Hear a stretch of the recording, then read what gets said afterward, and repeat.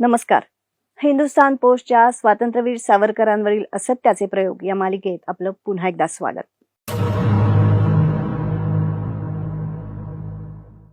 स्वातंत्र्यवीर सावरकर 60 रुपये पेन्शन घेत होते असा एक आरोप केला जातो. हा आरोप म्हणजे मूर्खपणाचा कळस आहे. सावरकरांना जन्मठेपेची शिक्षा झाली 1910 मध्ये. 1909 मध्येच त्यांचे मोठे बंधू गणेश दामोदर उपाख्य बाबाराव सावरकर यांना जन्मठेपेची शिक्षा ठोठावण्यात आली आणि त्याच वेळी त्यांचं घरदार, मालमत्ता, संपत्ती सर्व जप्त करण्यात आलं. हे कुटुंब अक्षरशः रस्त्यावर आलं आणि तरी आपण म्हणतो की सावरकर 60 रुपये पेन्शन घेत होते.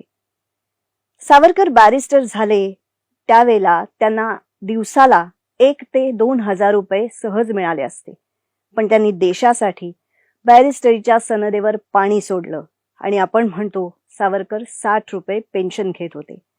मुळात ते पेन्शन नव्हतं, निवृत्ती वेतन नव्हतं, तर अलाउन्स म्हणजे निर्वाह भत्ता होता, जो त्यांच्या हक्काचा होता आणि ब्रिटिशांनीच सुरू केलेला होता. पण हे जातीयवादी स्वातंत्र्यवीर सावरकरांच्या अस्पृश्यता निर्मूलन कार्याबद्दल बोलणार नाहीत, कारण ते त्यांच्यासाठी त्रासदायक आहे.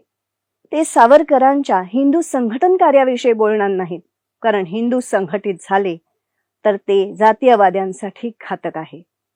ते स्वातंत्र्यवीर सावरकरांच्या जातीभेद निर्मूलन कार्याविषयी देखील बोलणार नाहीत, कारण त्यांच्या पोळ्या भाजल्या जात आहेत ते जाती जातीत विद्वेष निर्माण करूनच. 14 वर्षांचा कारावास भोगल्यानंतर स्वातंत्र्यवीर सावरकरांना 8 जानेवारी 1924 रत्नागिरीमध्ये 5 वर्षांसाठी स्थानबद्ध करण्यात आलं.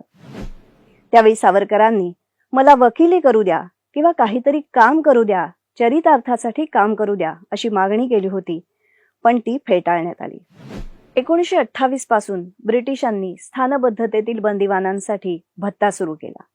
सावरकरांनी ही भत्त्याची मागणी केली, जी कायद्याला धरूनच होती. त्यावेळेला सावरकरांना जर भत्ता मंजूर केला तर ते सामान्य गुन्हेगार नसून राजबंदी आहेत हे मान्य केल्यासारखं होईल, असं म्हणून गृह खात्यानं त्यांची मागणी फेटाळून लावावी असा आग्रह धरला.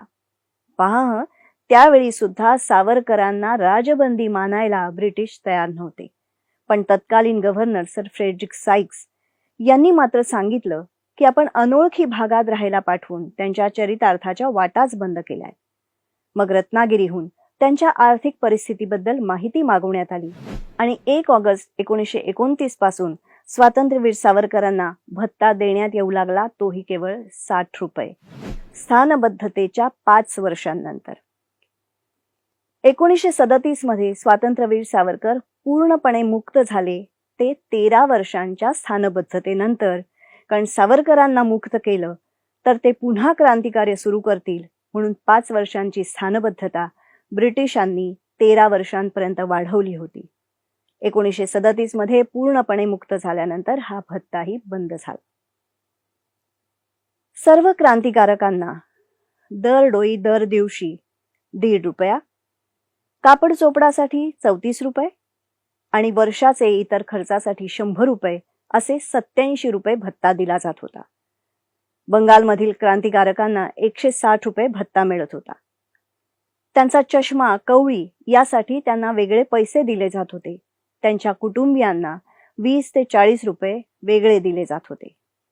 शरदचंद्र बोस यांना 1200 रुपये भत्ता मिळत होता, तर जैन सेनगुप्ता यांना 1000 रुपये भत्ता मिळत होता. त्यांच्या विम्याचे पैसे देखील शासन देत होतं.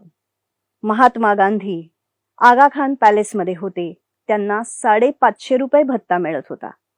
त्यांच्यावर 12 सुरक्षा रक्षक होते, त्यांना 1200 रुपये महिना दिले जात होते, म्हणजे एका सुरक्षा रक्षकाला 100 रुपये भत्ता मिळत होता.